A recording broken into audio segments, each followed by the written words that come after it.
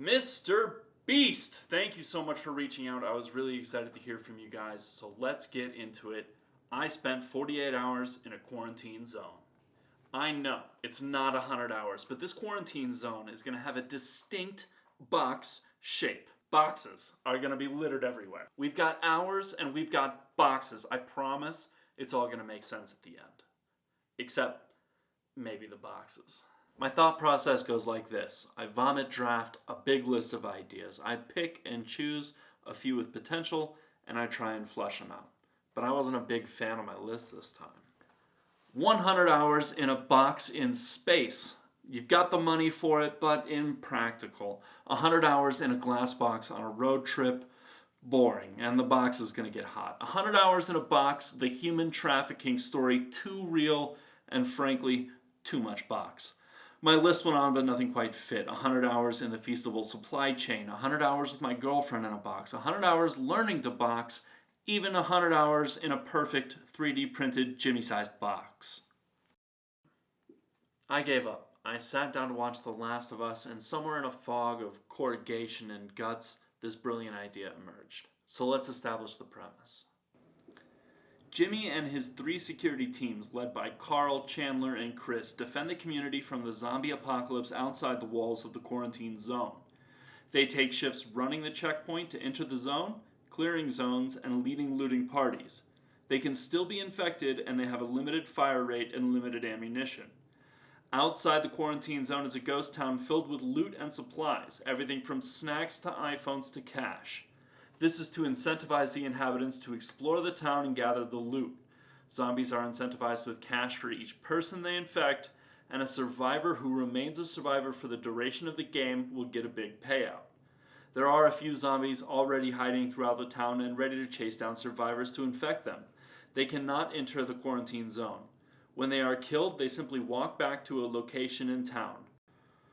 Explaining this might be a good opportunity for Carl to hit us with a, "Daddy, where do zombies come from?" Okay, that's a lot of setup. Let's talk story.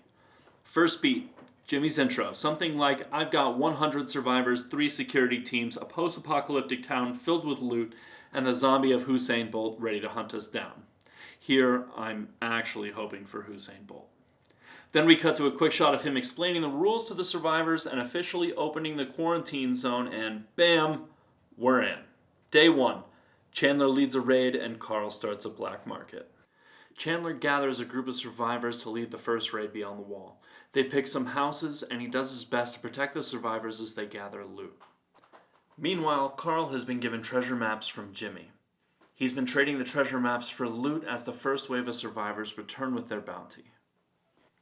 Game starts at 10 a.m. First wave of survivors go out, get their loot, come back, exchange for treasure maps, talk, hang out, and then eventually Jimmy announces the location of dinner, deep within zombie territory. Chris and a large group of survivors are sent into the quarantine zone to get dinner for everyone for the evening. Once a majority of the survivors have returned, the quarantine zone is locked down, people eat their dinner, chill till morning. Day 2. The walls come crumbling down. At this point, the loot beyond the wall is refreshed and the survivors are free to go and hunt for more loot.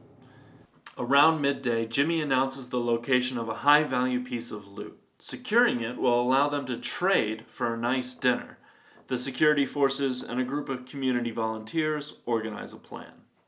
Whatever dinner they won is delivered to the quarantine zone, and the quarantine zone is locked down. A while after dinner, around midnight, zombies are gathered in position just outside the quarantine zone. An air raid siren plays. Jimmy announces to both teams that the Fireflies have attacked and the quarantine zone is exposed. 3 large sections of walls are removed, allowing it to be swarmed. The zombies come running in from one direction and the people go running out the other.